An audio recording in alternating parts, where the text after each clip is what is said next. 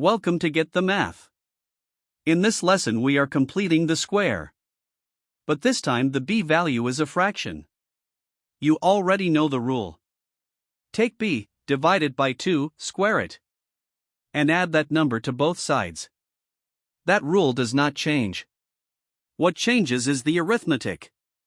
So let us slow down and make sure you get this right every time. Here is the key move you need to remember. Dividing a fraction by 2 is the same as multiplying it by 1/2.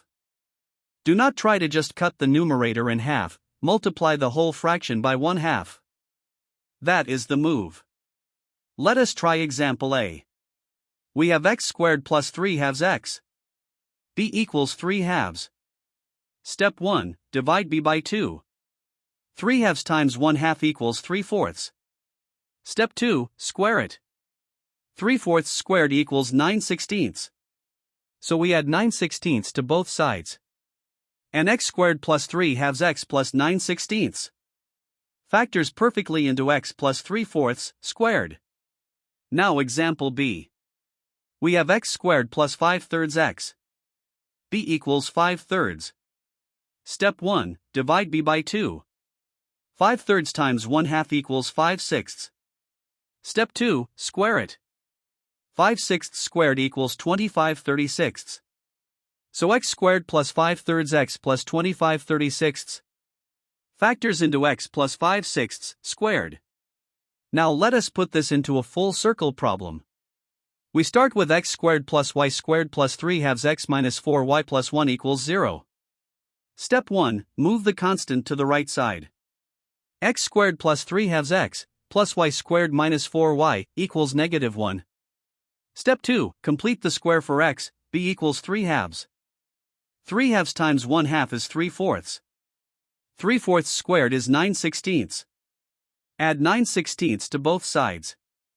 Step 3, complete the square for y, b equals -4. -4 divided by 2 is -2. -2 squared is 4. Add 4 to both sides. Step 4, factor and simplify. The x group becomes x plus 3/4 squared. The y group becomes y minus 2 squared. The right side is -1 plus 9/16 plus 4. That simplifies to 3 and 9/16, which is 57/16.